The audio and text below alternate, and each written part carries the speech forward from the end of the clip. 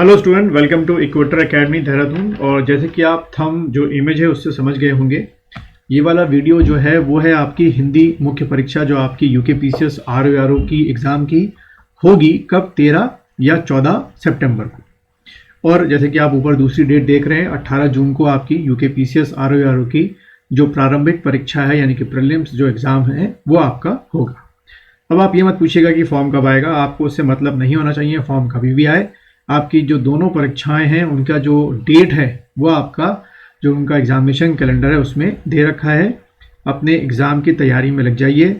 प्रारंभिक परीक्षा के साथ साथ मुख्य परीक्षा की भी तैयारी में अभी से आपको लगना है, ना कि जून में 18 जून को एग्ज़ाम देने के बाद, क्योंकि तब तक बहुत देर हो चुकी होगी। क्योंकि उसके बाद सिर्फ आपको क्या जुलाई अगस्त सिर्फ 2 महीने मिलेंगे तैयारी करने के लिए मुख्य परीक्षा की, जो कि बहुत कम होते हैं।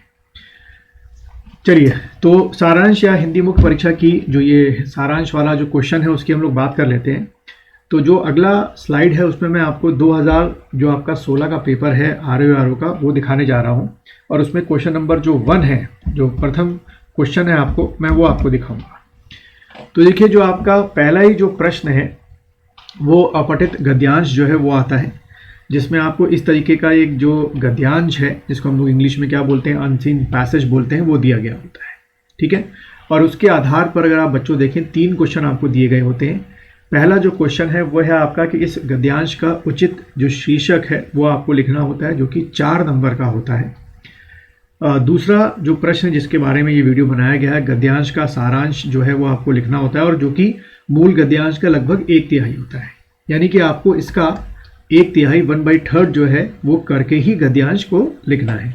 और अगर हम तीसरे क्वेश्चन की बात करें तो तीसरा क्वेश्चन जो है वो आपका है कि रेखांकित पंक्तियों की व्याख्या कीजिए।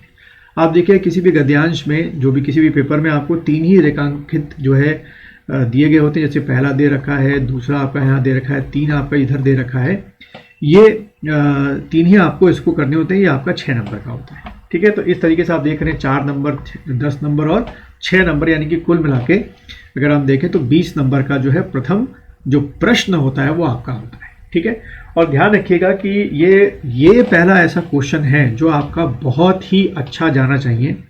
वजह ये होता है कि ये पहले ही प्रश्न से जो एग्जामिनर होते हैं वो एक आपकी इमेज बना चुके होते हैं कि बाकी के जो इसके प्रश्न होंगे, यानी कि इसके बाद का जो पत्र लेखन है ना, बाकी थोड़ा बहुत जो व्याकरण है, हिंदी तो इंग्लिश वाला कॉन्सेप्ट करेंगे आपको धीरे धीरे वीडियो में, उसमें वो आपकी इमेज बना चुके होते हैं। तो इसलिए ये बहुत ज़रूरी है कि आपका जो गद्यांश है, पहला वाला प्रश्न है, वो आप बहुत अच्छा करके आए।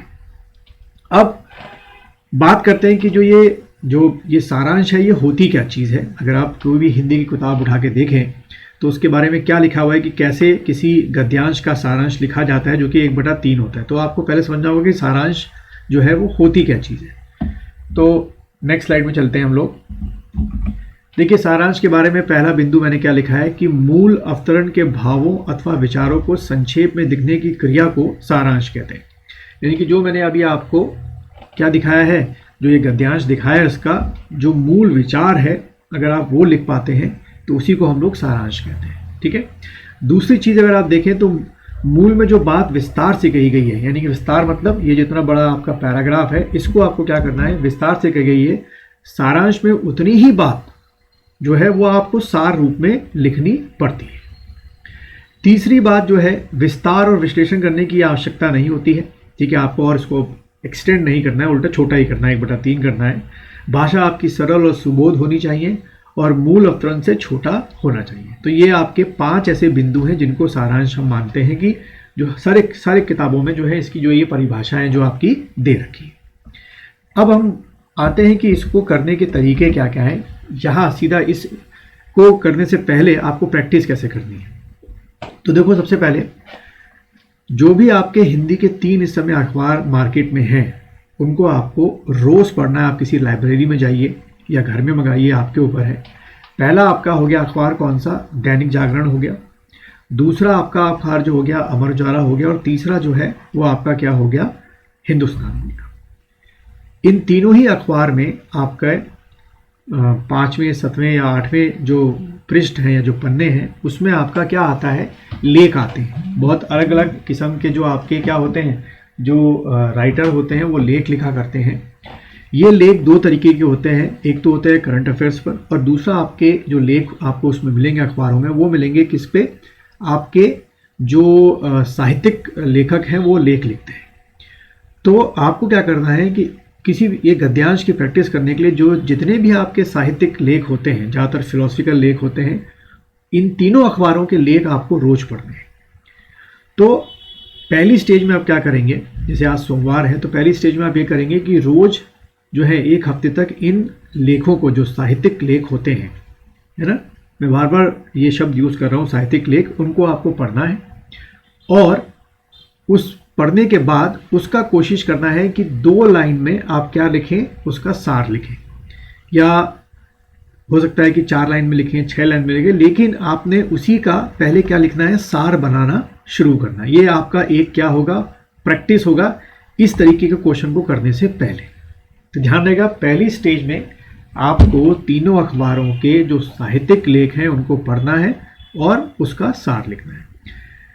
अब उसको भी पढ़ने के तरीके हैं। पहली बार में जब आप वो अखबार पढ़ेंगे तो जो आपको मुख्य शब्द या मुख्य जो आपको लग रही बातें, उसको आपको अंडरलाइन करते जाना है, और फिर उसी मुख्य बातों को अपनी भाषा में, लेकिन बिना उसका मतलब चेंज किए, सार लिखते जाना है।